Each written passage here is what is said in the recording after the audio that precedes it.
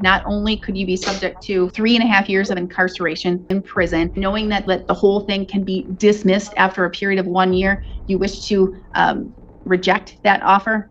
Correct. Come get your notice and you're free to go. What you just watched? That was David Jerome making a choice that left everyone in the room stunned. He was offered a clean slate and a way out, but instead, he chose the hammer. This is the state of Wisconsin versus David Jerome. On the surface, it's a standard drug possession case, but the real story is Jerome's high-stakes gamble. Judge Mogan offered him a golden ticket, stay clean for a year, and the felony vanishes forever. But Jerome did the unthinkable. After stalling the court to get a second legal opinion, he came back even more defiant and rejected the deal entirely.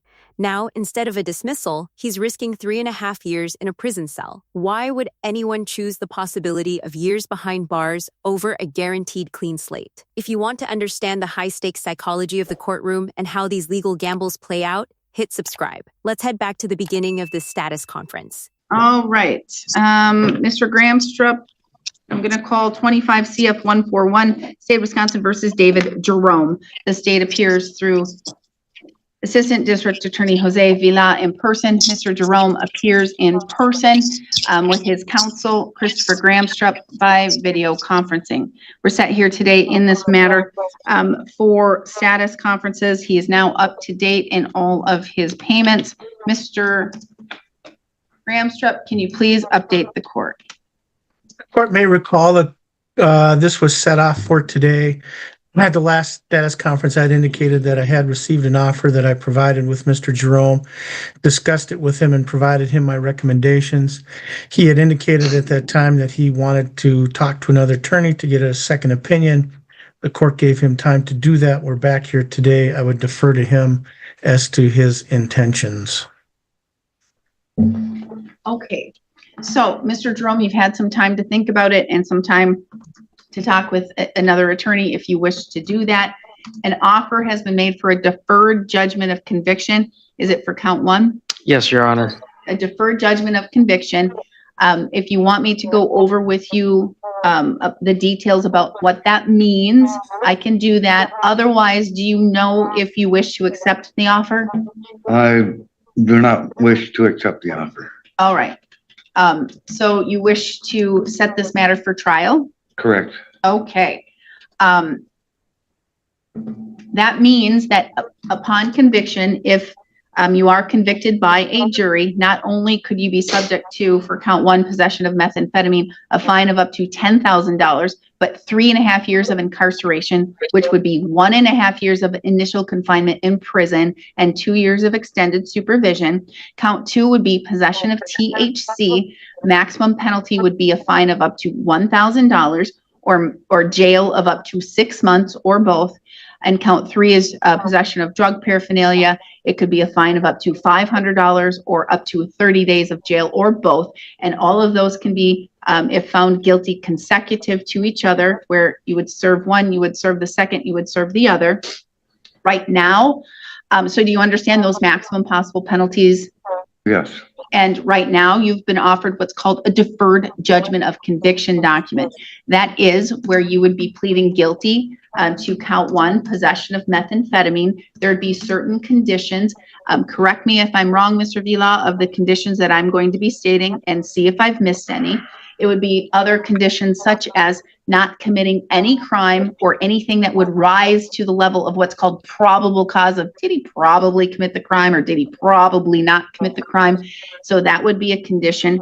Absolute sobriety. So that would mean no alcohol, no drugs, those things for a period of 12 months. Is that what this would run? Yes, Your Honor. For 12 months. An AODA assessment, an alcohol and other drug assessment within, sometimes it's 60 days, sometimes it's 90 days, and have proof to the district attorney's office. And a payment of $150 to the district attorney's office within 60 days.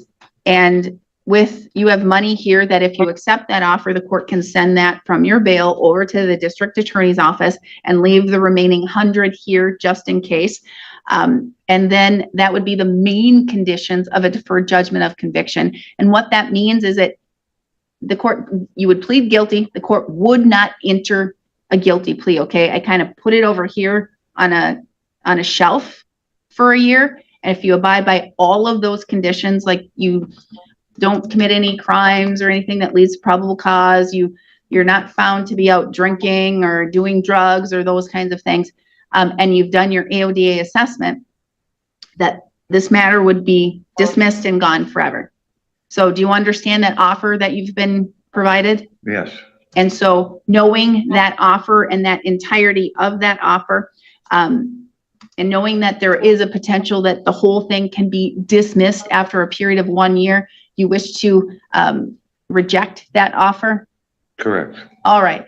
So he wishes to reject that offer. So what we're going to need to do is, Mr. Gramstrup, at this time, I'm not going to set it for trial because I'm going to give you an opportunity to see if there's any other negotiation. And at that time, then we'll, at another status, assess whether or not I need to set it for a trial and where we're going to go with that down the road.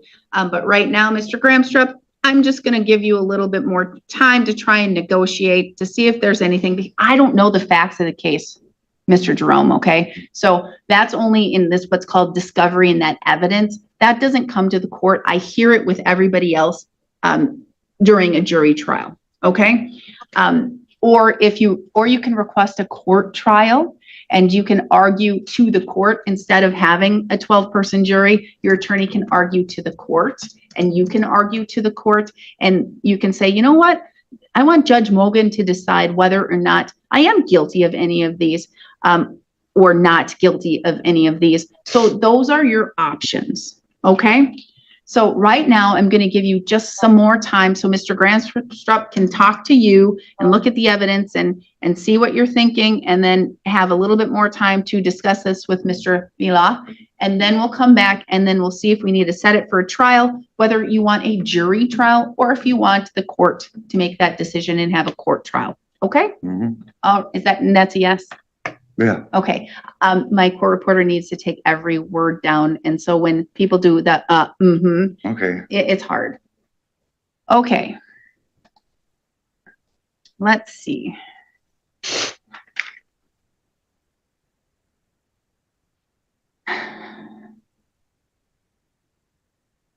I can do May 11th at 11:30. Oh, no, sorry. I looked at the wrong one. I thought that was you, Mr. Gramstrup, but I looked at Mr. Chapman.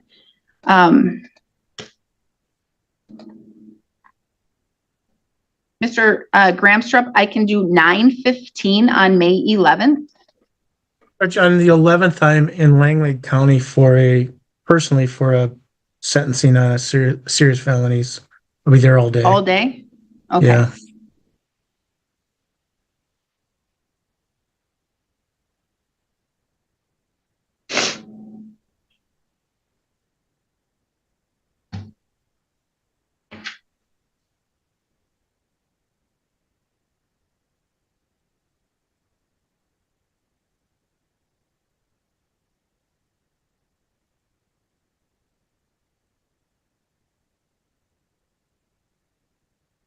I can do 11 o'clock on April 30th.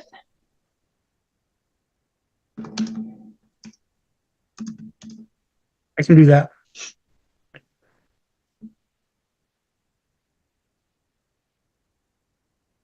All right. So April 30th at 11. Okay. I'm going to get an update and we'll know where we're going to go from there. Okay. Okay. Come get your notice and you're free to go. Stay in touch, Thank Mr. you, Jerome. Thanks, Mr. I'll Gramstrup. give you a call. Yes, thank you. Please do.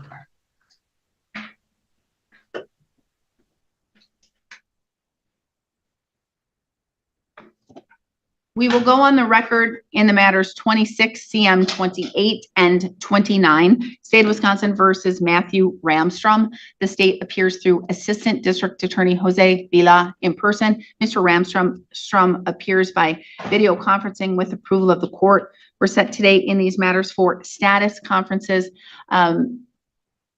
Mr. Vila, have you had an opportunity to discuss any of this or an offer with Mr. Ramstrom? I have not, Your Honor, but there is an offer that can be conveyed. The offer is to take the domestic violence education course with Mr. Dave Hatch and to plead to a DC for cost only. We would DRI the remaining counts. And FYI, I think there was another matter that the court already did order, that you weren't privy to, that he do was it Dave Hatch or did I have you do that other program online, Mr. Ramstrom? You're muted though.